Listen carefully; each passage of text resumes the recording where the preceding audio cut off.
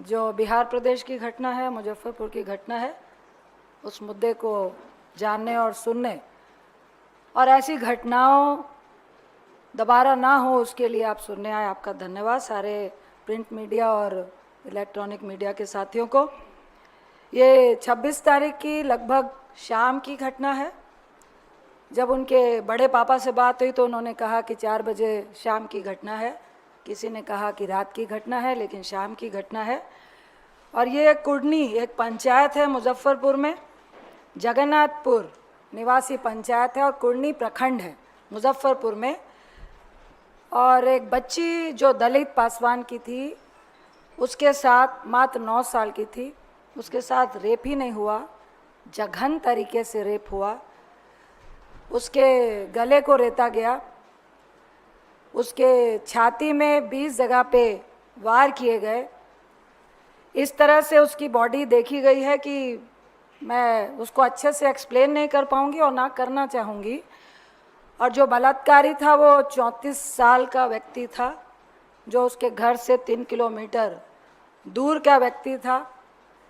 घटना को कैसे अंजाम दिया ये तो अलग बात है, लेकिन सबसे अहम बात यह है कि ये व्यक्ति, जो मैंने जानकारी ली, पहले भी इस तरह की हिंसक प्रवृत्ति कर चुका है, घर में भी कर चुका है।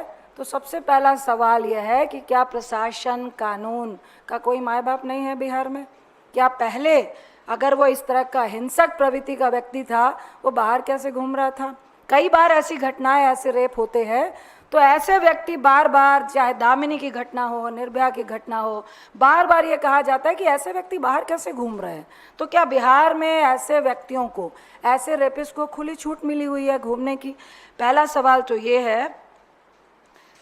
मैं इसमें यह कह सकती हूँ कि ये जदयू भाजपा जो सरकार दलित बच्चे की संस्थागत हत्या के लिए, मैं उनको जिम्मेदार ठहराना चाहती हूँ, क्योंकि ये लैक ऑफ कानून व्यवस्था, लैक ऑफ प्रशासन का डर, लैक ऑफ, आप कह सकते हैं बेखौफ बार बार रेप होना और उस पे कड़ी निगरानी नहीं होना, उनको सजा नहीं होना, जिसका उदाहरण आपको याद होगा बालिका गृह कांड हुआ, जिसका उदाहरण भैंसा खान, जो अभी मार्च में ही सेशन में मैंने उठाया था कि सिवान के 13 लड़कियां को फरार बताया गया और बाद में पता चला। तो ये सरेआम इस तरह की घटनाएं हो रही हैं। एक तो सबसे बड़ी बात है कि इतने हैवानियत के बाद उसके बॉडी पे 20 जगह चाकू के निशान है। घटना के बाद जो हमारी महिला कांग्रेस की अध्यक्षता है, वो उससे बच्ची से मिलने गई। 2 दिन उसको मुजफ्फरपुर के अस्पताल में रखा गया, उसकी हालात सुधर नहीं रही थी। तो स्वास्थ्य व्यवस्था की बातें जो लंबी लंबी होती हैं, वो कहाँ पे है? जब कांग्रेस के वरिष्ठ नेताओं ने, वहाँ के लोकल नेताओं ने, इंक्लूडिंग हमारी महिला अध्यक्ष ने, जब जाकर बच्ची से हालचाल पूछा और लगा प्रशासन को कि भाई पॉलिटिकल एक्टिविटी हो रही है, नहीं तो कहा जाता है कि आप रेप को पॉलिटिकल क्यों बना रहे हो, और जब तक पॉलिटिकल नहीं बने तो आप तो इलाज भी नहीं करते हो। मेरे पास कई ऐसे उदाहरण हैं बिहार के कि जब तक कोई नेता नहीं पहुंचे आप तो बच्ची की एफआईआर भी नहीं लेते हो। इसमें भी यही हुआ है। जब बच्ची का रेप हुआ और वो बच्ची घसीटते हुए वहां तक गई है जहां उसको पब्लिक देख पाए, एफआईआर करने जब गए हैं तो उल्टा एफआईआर छोड़िए, प्रशासन ने उन्हीं लोगों पे लाठीचार्ज किया है। तो ये कहाँ का कानून है? कौन सी कानून व्यवस्था की बात करते हैं? जब उसकी हालत नाजुक हो रही थी तो मुजफ्फरपुर के अस्पताल ने उसको एम्स रेफर करने का जो कांग्रेस वालों ने भी प्रेशर दिया कि उसको बेहतर इलाज की ज़रूरत है, जो मुजफ्फरपुर के अस्पताल में, जो क्रिश मेमोरियल अस्पताल है, उसमें नहीं मिल रहा था। अब एम्स की जो इतनी बड़ी बड़ी बातें होती हैं, एम्स के डॉक्टर्स ने हाथ खड़े कर दिए और कहा कि यह छुट्टियों का वक्त है, समर वेकेशन है और इस बच्ची को मल्टीपल डॉक्टर्स की ज़रूरत है, जिसमें ईएनटी की ज़रूरत है, जिसमें जख्मों की ज़रूरत है, जिसमें गायनोलॉजिस्ट की ज़रूरत है, जिसमें पेडियाट्री की ज़रूरत है। कोई भी डॉक्टर, ये बहुत अहम बात है, एम्स में नहीं है। ये पटना एम्स की बात है। फिर उसको पीएमसीएच पटना में रेफर किया गया। पीएमसीएच के बाहर वो बच्ची एम्बुलेंस में 5 घंटे वेट करती रही और उसको अस्पताल में भर्ती नहीं किया गया। जब हमारे प्रदेश अध्यक्ष जो हमारी जिला प्रदेश की जिला महिला अध्यक्ष है फातिमा जी, कई वरिष्ठ नेता लोग पहुंचे और वहां पे प्रेशर बनाया। 5 घंटे के बाद उस बच्ची को पीएमसीएच के बच्चा वार्ड में एडमिट किया गया। मैं एज एक महिला आपसे बताना चाहूँगी, ऐसी बहुत सारी घटनाएं बिहार में हुई हैं। यदि आप ना पहुँचे, 7 साल की बच्ची के साथ घटना हुई, मैं नाम नहीं लूँगी उस डॉक्टर का। उस डॉक्टर ने कहा कि मैडम ये मेरा काम नहीं है, ये तो मैं वेजाइना टीयर लिख सकता हूँ। आप भी महिला हैं, आप भी किसी के बहन होगी, बच्ची होगी, मेरी भी बच्ची है, क्या रेप नहीं दिखेगा? क्या अगर वजाना से ब्लीडिंग हो रही है और एक 7-8 साल की बच्ची है, क्या आपको रेप नहीं दिखेगा? लेकिन डॉक्टर कह रहा है मैं मजबूर हूँ मैडम, मैं वजाइना टीयर लिख दूंगा। क्या इसी तरह से इसके साथ हुआ? इसको बच्चा वार्ड में क्यों एडमिट किया गया? यह बलात्कार का केस है। क्यों डॉक्टर ऐसे केसेस को लेने से, हैंडल करने से क्यों हिचकते हैं? क्या प्रशासन का ये फोर्स होता है कि अगर लिपापोती हो सकती है तो लिपापोती करो? क्यों नहीं बताया जाता है? मैं कई ऐसी एफआईआर देखी हैं जिसमें एज अगर 9 साल की है, अगर वहां पे कोई नेता ना खड़ा हो तो उसको 18 साल बना दिया जाता है। अगर एक 34 साल का रेपिस्ट है उसको नाबालिग करने की कोशिश की जाती है। ये किस तरह का राज है बिहार में? ये सिर्फ पीसी नहीं है भाई, ऐसी कई घटनाएं हो रही हैं जिसके एग्जाम्पल्स मैं दूंगी कि अभी मुजफ्फरपुर में 5वीं कक्षा की छात्र के साथ बलात्कार और हत्या की कोशिश हुई। छपरा में स्कूल से लौटते समय एक छात्रा का अपहरण कर उसके साथ सामूहिक बलात्कार और हत्या हुई। सीतामढ़ी बतनाहा में थाना क्षेत्र में घास लेने गई नाबालिग के साथ सामूहिक दुष्कर्म हुआ। बेतिया पश्चिम चंपारण में 2.5 साल की बच्ची के साथ बलात्कार का मामला आ रहा है। मुंगेर धरहा थाना के 16 वर्षीय नाबालिग के साथ बलात्कार होता है। अररिया में 11 साल की बच्ची के साथ बलात्कार होता है। बगहा नाबालिग के साथ सामूहिक दुष्कर्म का मामला सामने आता है। लगभग जिनकी उम्र 2.7 साल से, मतलब 2.5 साल से 16 साल के बीच की बच्चियों की जो उम्र है, उन घटनाओं ने राज्य में महिला बाल सुरक्षा पर ये बहुत गंभीर सवाल उठाता है कि आखिर वहाँ लोग क्या कर रहे हैं, महिला बाल सुरक्षा क्या कर रही है, सरकार क्या कर रही है, मुख्यमंत्री क्या कर रहे हैं, एनडीए की सरकार क्या कर रही है। एक तरीके आप विश्व गुरु बना रहे हैं, दूसरी तरफ ये 9-9 साल की बच्चियों के अपराधी को आप एफआईआर करने तक में लोग कतरा रहे हैं, डर रहे हैं। जो एफआईआर कराने जा रहा है उसी पे केस हो रहा है, लाठीचार्ज हो रहा है। ये जो बच्ची की माँ है वो विडो है, विधवा है, उसका फादर भी नहीं है और ऐसे गरीब लोगों का कोई भी साक्ष्य नहीं होता है।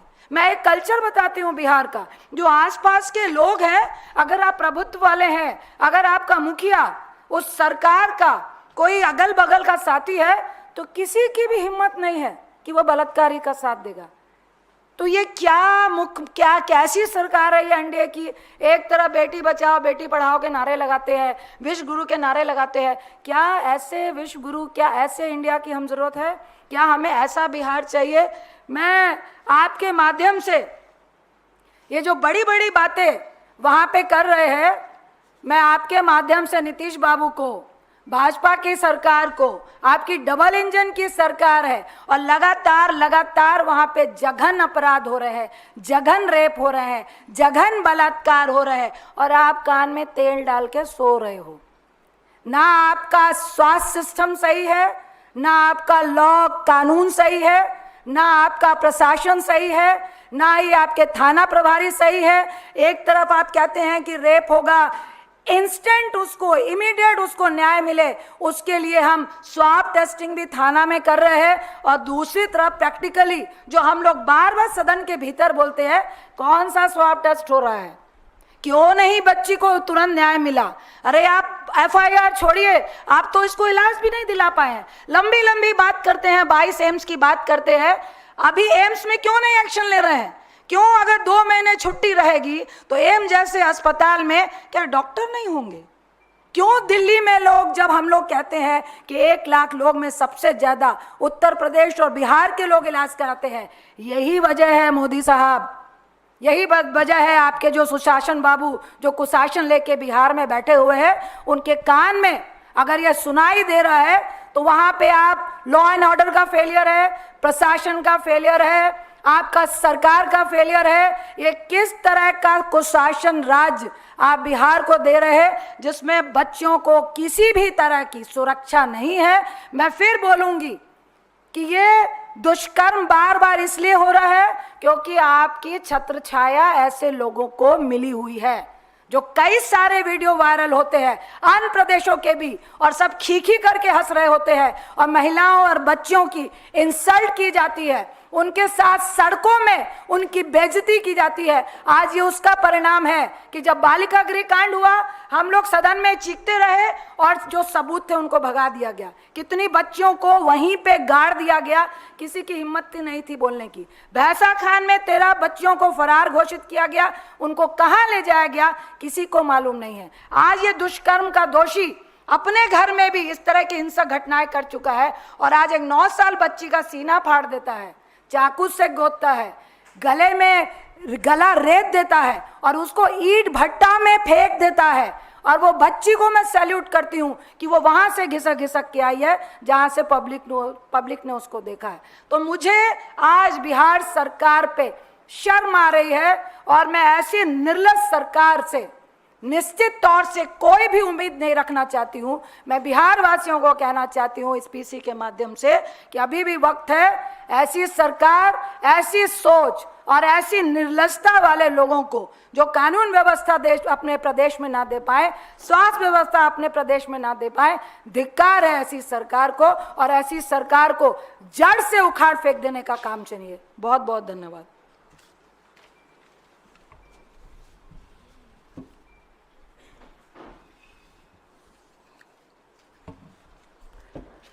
Hello everybody. Dhanyawad aane ke liye. Thank you for coming on a Sunday. I'll be speaking a bit in just whatever she said in English and not elaborate too much because you all must have understood.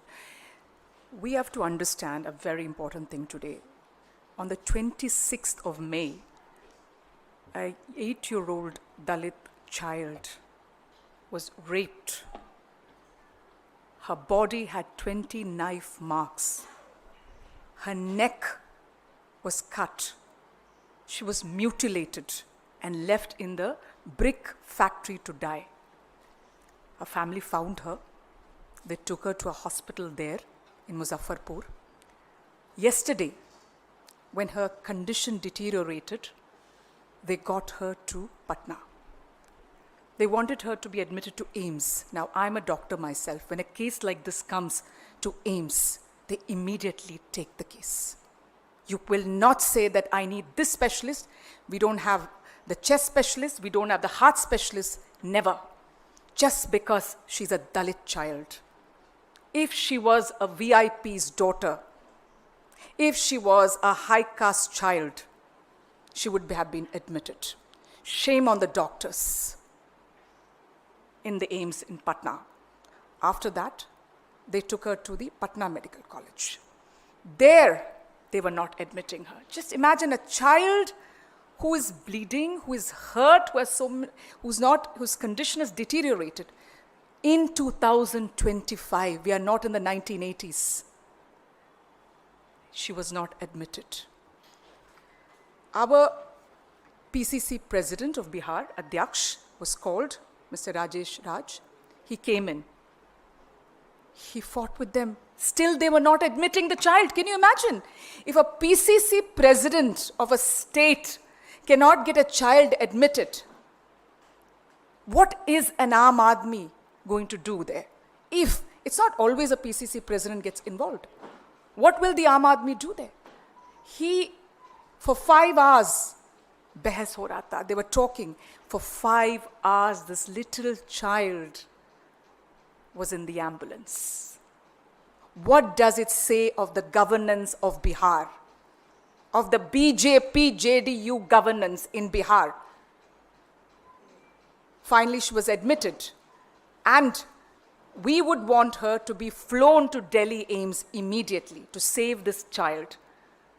These are the atrocities done to Dalits, to women in Bihar, as Ranjit Ranjana ji was elaborating how her mother is a widow, how it was difficult to get her, what all has happened, and how this particular person who's done the rape is known for doing this, and still he was let free. Now, why मुझे एक चीज बताना पड़ेगा आज, and she's also told about all those places in Bihar, which I'm not going to elaborate, in Chapra, what happened, in Munger, in Muzaffarpur, small 16-year-olds, 11-year-olds, these are the ages of the children, who are supposed to be kept safe. And what does the Prime Minister of India say? Beti bachao, beti padhao. Now, why does this happen? Why are many a times the rapists are BJP members of parliament, BJP MLA? I can talk about Raj Kishore Kesri in 2010, BJP MLA. And at that time, Prime Minister Modi said, इसका character तो बहुत अच्छा है, वो कैसे कर सकते हैं? He was a Gujarat CM at that point of time, never forget. Then you have the Sandeep Singh, आप याद करोगे? He was a sports minister of Haryana. उसके ऊपर आरोप कि उन्होंने हमें बलात्कार किया है. No action, they push the case. Then the most important, जो देश को जो संदेश देते हैं, is Brijbhushan Sharan Singh. Today मैं क्यों बोल रही हूँ ये? जब when I went abroad, जब मैं बाहर गई थी, विदेश गई थी, they were asking me, madam, you're Olympic medalist, you're Commonwealth medalist. वो विरोध कर रहे, प्रदर्शन कर रहे, 6 महीने से जंतर मंतर में सो रहे हैं, और आपके प्रधानमंत्री क्या कर रहे हो? मौन, कुछ नहीं करते हैं, मौन होता है. उसके ऊपर कार्रवाई की? कुछ नहीं, क्योंकि वो एक बाहुबली है. उत्तर प्रदेश की वोट चाहिए, प्रधानमंत्री को जीतना है, चुनाव आ रहा था, लोकसभा इलेक्शंस, तो मौन.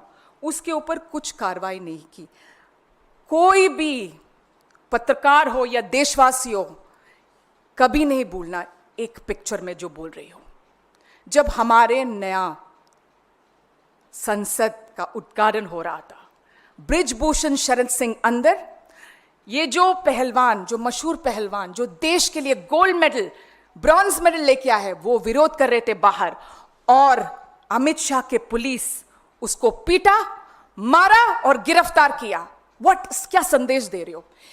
इस देश के जो रेपिस्ट को क्या संदेश दिया है प्रधानमंत्री? प्रधानमंत्री बोल रहे हैं कि the rapist will be inside parliament, and those who are saying that he has raped, जो विक्टिम्स, जो पीड़ित है, वो जेल जाएंगे. वही है ना संदेश? जब प्रधानमंत्री उस दिन ये संदेश दे रहे हैं, गांव-गांव के लोग क्या सोचेंगे? हम कर सकते हैं बलात्कार, उनको सजा नहीं मिल रहा है. जिसने मशहूर रेसलर्स के ऊपर छेड़छाड़ किया, सेक्सुअल हैरेसमेंट किया, मोलेस्ट किया, वो भी अभी भी, वो उस समय भी अध्यक्ष था रेसलिंग फेडरेशन की, उसके ऊपर कार्रवाई नहीं होगा, तो हमारे ऊपर क्या? We can do. जब तक सजा नहीं होगा तब तक ये लोग करेंगे. दूसरी बात आपको याद है, ये भी याद रखना, बिल्किस बानो के जो बलात्कारी बाहर आता है, उसके ऊपर माला लगाता है, फिर उनको बुलाता है, निमंत्रण देते हैं उस रेपिस्ट को प्रचार करने के लिए गुजरात के चुनाव के पहले. ये याद करेंगे. They will never forget it. People are saying it. ये तो पूरे आप लोग डालते हैं, you are putting it up the media. They saying, अरे ये भी इनको माला लगा रहे हैं बलात्कारियों को, उसको निमंत्रण दिया प्रचार करने के लिए, बीजेपी के एमएलए और एमपी बैठ रहे उसके साथ स्टेज पे. तो क्या संदेश दे रहे हो? कौन है मौन? नरेंद्र मोदी मौन. मणिपुर में जब हुआ था जो बलात्कार, रेप, कितने एफआईआर भी नहीं दर्ज किया, मुकदमा नहीं दर्ज किया, और वहां की जो गवर्नर है अनुसुया यूके, उन्होंने शिकायत की, she complaint that all is not well, rapes are happening, their camps are not good for women to stay. उनको क्या किया? उसको वहां से निकाला. उसके ऊपर कार्रवाई किसके ऊपर? गवर्नर के ऊपर, क्योंकि गवर्नर ने शिकायत की. सोचिए, तो संदेश वहां भी मौन. क्या संदेश दे रहे हो? क्या संदेश दे रहे हो प्रधानमंत्री? So we have to understand that this issue of Bihar, what I'm trying to say is the bigger picture of Yogi Adityanath says कि हाथरस में जो हुआ था वो अंतर्राष्ट्रीय षड्यंत्र है, राहुल जी और प्रियंका जी गए वहाँ, तभी वो CBI probe हो गया. So what I'm trying to say in this particular case is that in Bihar, which is again a JDU BJP state, that it is continuously happening कि इसको सजा नहीं मिलते, प्रधानमंत्री मौन है. और last but not the least, कल हमारे एक प्रवक्ता के माँ जो देहांत हो गए हैं, सुरेंद्र राजपूत जी, उनके ऊपर एक शब्द इस्तेमाल किया, मैं नहीं बोल सकती यहां. उसका नाम है प्रेम शुक्ला, उनका प्रवक्ता. मैं प्रधानमंत्री से पूछ रही हूं, आपके प्रवक्ता के ऊपर आप कार्रवाई करेंगे या ना करेंगे? महत्वपूर्ण है कि. So these are the issues what we are seeing. And Ramachandra Chand Jangra, उनका MP वहाँ से, रामचंद्र झांगरा जो हरियाणा के MP ने क्या कहा?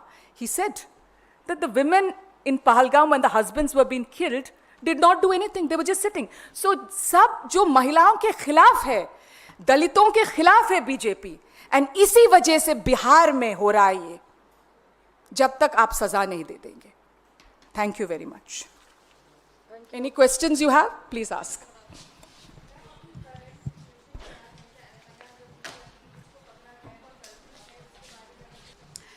देखिए, FIR पहले तो नहीं हो रही थी, फिर जो पॉलिटिकल लोग वहाँ पर इन्वॉल्व हुए तब जाके हुई. पहले तो उल्टा उन पे लाठी चार्ज हुआ क्योंकि पूरे गांव के लोग गए, गुस्सा था. और इसके बारे में जो पता चल रहा है, ये 3 किलोमीटर दूर का व्यक्ति है, 34 साल का है, बाल बच्चे वाला है. और ये ऐसी हिंसक जो मारपीट है वो अपने घर में भी महिलाओं के साथ कर चुका है. तो क्या उसका प्रशासन को कोई खबर नहीं था? तो अभी उसके बारे में इतनी हम लोग को जानकारी मिली है. मेरी अभी आते हुए उसका फादर नहीं है, उसके बड़े फादर से बात हुई, वो लोग बहुत ज़्यादा दुखित है. लेकिन साथ ही वो जो नॉर्मल गांव में होता है कि वो डरे हुए हैं कि क्या हमें न्याय मिलेगा. अब तो उनकी बच्ची की भी डेथ हो चुकी है. मैम, क्योंकि आपने तमाम बिहार के इन केसों का जिक्र किया और मुजफ्फरनगर के केसेस का जिक्र भी किया, बिहार में अक्सर देखने को मिलता है कि लॉ एंड ऑर्डर पे एक सवाल खड़ा होता है. पटना में आपसे कुछ दिन पहले एक फायरिंग का वीडियो भी आपने देखा. वहाँ पे जेडीयू और बीजेपी की सरकार है, एनडीए की सरकार है, आने वाले दिनों में वहाँ पे चुनाव भी होने हैं.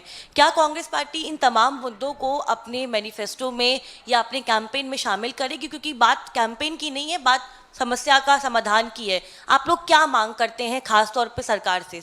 देखिए, हम लोग सब, मैं 30 साल से बिहार की राजनीति कर रही हूँ और सुपौल में कोशी ज़िले में थी. हम लोग की मेन डिमांड ही, जो हमारे मैनिफेस्टो में भी और जो हमारे लीडर हैं, अध्यक्ष हो, खड़गे साहब हो, राहुल गांधी जी हो, हम लोग का मेन फोकस है महिलाओं पे और यूथ पे. जब तक आप उनको एजुकेशन की तरफ डाइवर्ट नहीं करेंगे, उनको रोज़गार नहीं मिलेगा, बच्चों को अच्छी एजुकेशन और माहौल नहीं मिलेगा, तो आप क्या कर सकते हो? कंटिन्यू क्राइम बढ़ रहा है. तो हम लोग का मेन फोकस है कि एक महिला को आप किस तरह से आर्थिक सुदृढ़ करें, जिसके लिए हमने महिला मान योजना भी शुरू की. और दूसरा कि यूथ को किस तरह से अनएम्प्लॉयमेंट दे, क्योंकि वहाँ बेरोज़गारी और नशा जो ड्राई स्टेट होने के बावजूद वहाँ पे जो अंदर अंदर चल रहा है, वो क्राइम होने का, बच्चों के साथ दुष्कर्म होने का एक बहुत बड़ा इशू है, जिसको हम लोग लॉ एंड ऑर्डर को, जो कांग्रेस सरकार है वो फुल फोकस दे रही है कि हम लॉ एंड ऑर्डर की फुल सुविधा महिलाओं को, बच्चों को, यूथ को, लोगों को फेथ हो पाए कि भाई अगर हमारे यहाँ पे इस तरह का दुष्कर्म होता है, एक तो दुष्कर्म से पहले ही वो लोगों को पकड़ने का, आप हल्का हुआ, घर में मार दिया, बच्ची को मार दिया, अरे घर में ही तो मारा ना. ये जो मेंटालिटी है ना, इससे बिहार को निकालने के लिए हमारी सरकार अगर कल आती है, इंडिया गठबंधन की सरकार आती है, तो ये हमारे फोकस के पॉइंट होंगे.